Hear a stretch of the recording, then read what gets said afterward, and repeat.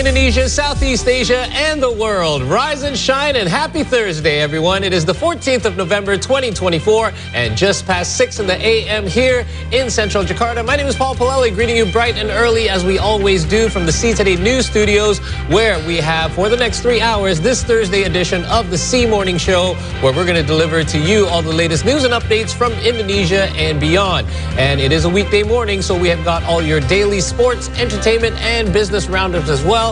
We have a very important discussion coming up later on in the program as well, a couple of them in fact. So make sure you stick around for the next 3 hours. And I'm not alone, obviously. I've got my two lovely co-hosts joining me this morning at the desk, are Marissa and Shafira. Good morning, ladies. Happy Thursday. Good morning and happy Thursday. Happy Thursday and happy Thursday to you. What a joy to be here greeting you in the morning as you start your day.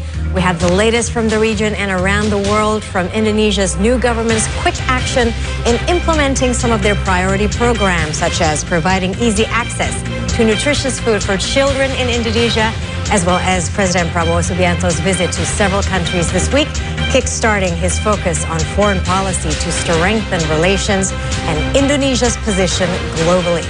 And thus today we will speak with international relations expert Teuku Reza Shah on the president's diplomatic tour and what it means for Indonesia, Asia, and the world.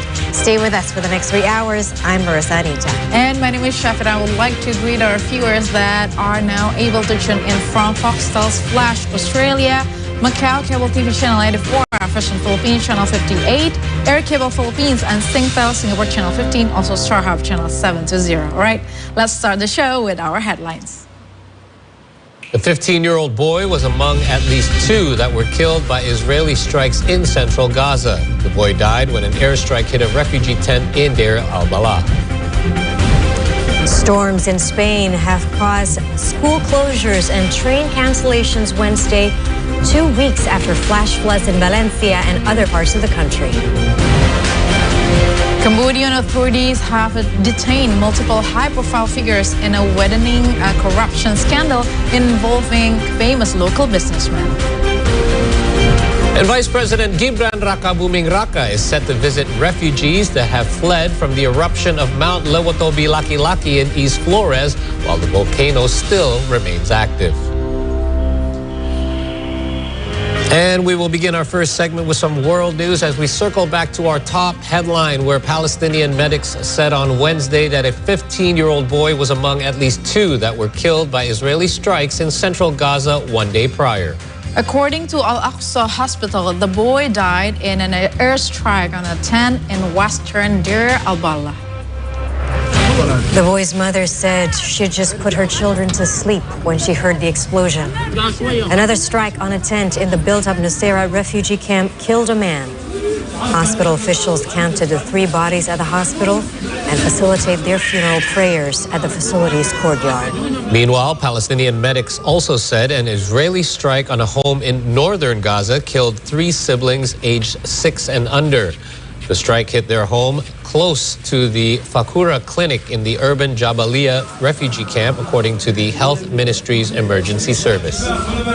Israel says it only targets militants and tries to avoid harming civilians, but they rarely comment on individual strikes, which often kill women and also children. Instead, it accuses Hamas militants of hiding among civilians in homes and shelters. Israel's retaliatory offensive has killed over 43,000 Palestinians as of now.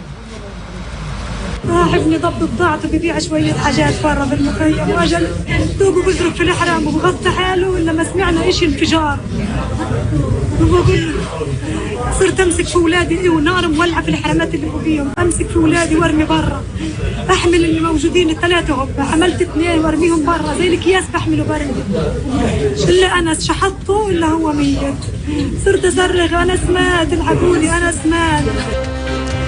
A 5-year-old boy lies in a hospital bed in Beirut preparing for a life-changing surgery. He lost the use of his limb in a blast that killed his father, also sister, in Gaza. And in what was meant to be a trip of healing has now turned into a scary nightmare, both for the young boy as well as many others. 5-year-old Adam Afana is one of a dozen Palestinian children severely wounded in the war in Gaza, who were brought to Lebanon this year for specialized treatment. His arm is paralyzed and requires complex surgery to correct a nerve damage. Their arrival was made possible through a program launched by British-Palestinian surgeon Dr. Hassan Abu Sita. And at the time of their medevac, Lebanon was already embroiled in a low-simmering conflict between Israel and Lebanese Hezbollah. However, in mid-September, Israel began an offensive against Hezbollah, pummeling swaths of Lebanon with airstrikes, including Beirut's southern suburbs and sites within the city center itself. This brought the children right back to what they experienced in Gaza.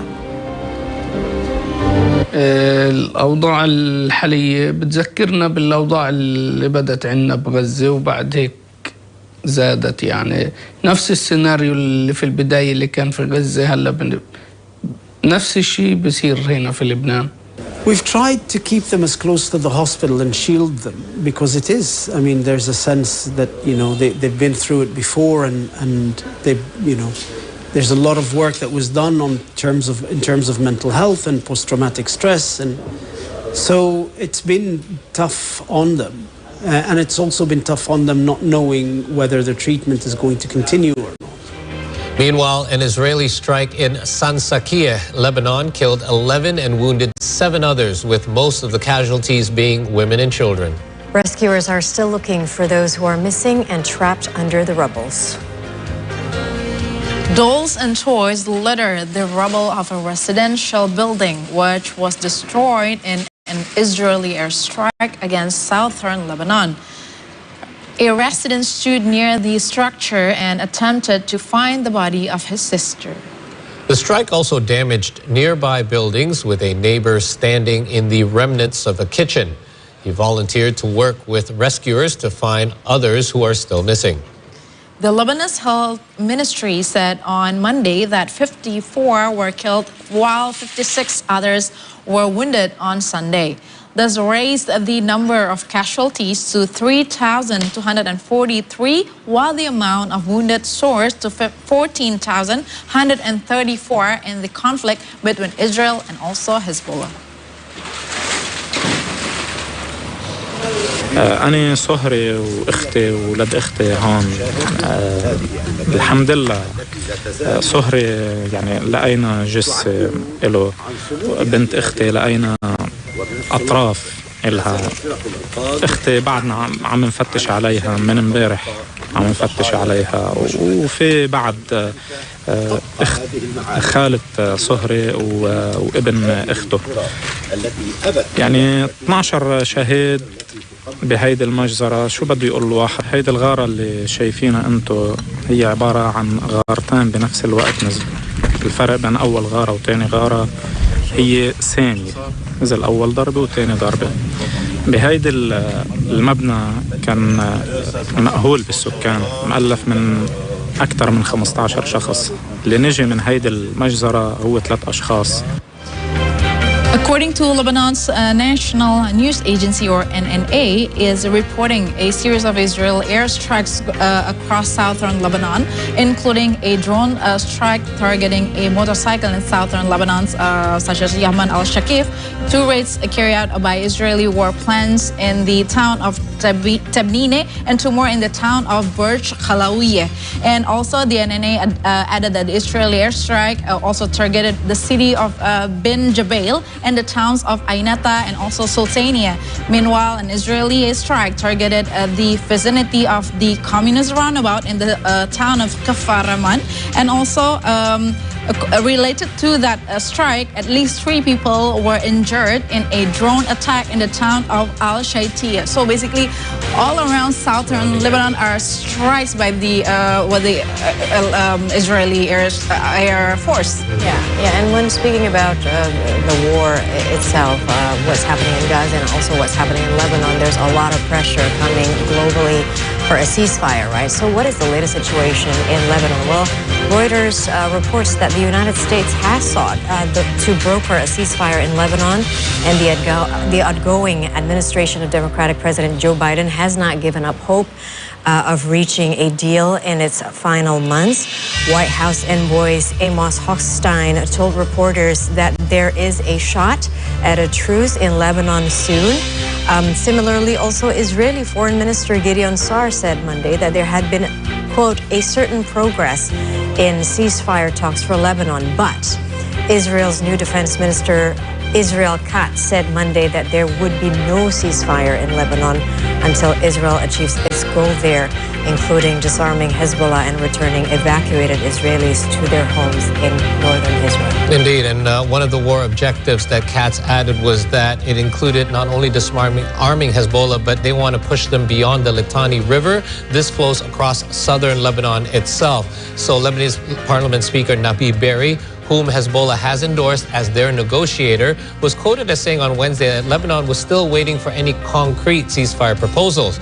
He said, quote, what is on the table is only Resolution 1701 and its provisions, which must be implemented and adhered to by both sides, not just the Lebanese side alone. So again, there is progress, but such little of it so far, because we see that despite Israel coming to the table, they still have objectives in mind, and it seems to be quite far apart from what the Hezbollah side wants as well.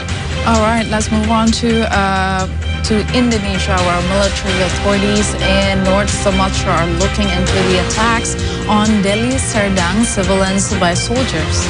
Military police said multiple soldiers are now under arrest and investigation. Speaking to the press on Wednesday, Military Police Chief Major General Yusri Nurianto said 45 soldiers of Bukit Barisan Military Command are now in custody in relation to the incident that took place in Cinta Adil village. They're currently under investigation by Bukit Barisan MPs to shed light on their possible involvement in the attack. The incident killed one civilian and injured several others. It was triggered by two soldiers warning a youth for reckless riding, leading to an argument and later a fight. Apel gelar pasukan penegakan. Kemarin Panglima juga sudah menyampaikan bahwa perkara tersebut sudah ditangani oleh Pomdam 1 Bukit Barisan. Jadi dari Pomdam sekarang ini sudah mengamankan hampir sekitar 45 orang, ya, diamankan 45 orang. Nanti dari 45 orang ini akan dipilah-pilah, karena kan tidak mungkin 45 orang ini akan ikut. Ya, jadi nanti akan dipilah-pilah mana yang terlibat langsung dalam kegiatan kejadian penganiayaan tersebut. Kemudian ada yang mungkin yang provokatornya, atau mungkin ada yang sekitar ikut-ikut. Jadi sudah ditangani oleh Pomdam 1 Bukit Barisan. A postmaster in Natuna Regency of Riau Islands, Indonesia, is behind bars for alleged embezzlement. He has been accused of stealing over 400 million in social aid funds to feed his gambling addiction. Meanwhile, in somewhat related news, the police at Soekarno-Hatta Airport have once again stopped the shipment of illegal migrant workers who could be employed as gambling operators abroad. Almost 2 dozen migrant workers have been prevented from working abroad illegally. The police at Soekarno-Hatta Airport announced on Wednesday that 23 workers were intercepted in a series of crackdowns starting November the 4th. They were headed for Thailand, South Korea, and Cambodia, among others, to work as laborers, housekeepers, and allegedly gambling operators. They were promised pay of up to 20 million rupiah a month. Officers also seized multiple tickets and passport as evidence. Investigation into ringleaders who allegedly controlled the smuggling from abroad are ongoing. Between January and November, the airport police have prevented the departure of 187 illegal workers and arrested 22 suspects. Dalam pendalaman tim diketahui bahwa memang beberapa di antara korban mendapatkan informasi dari adanya grup Telegram.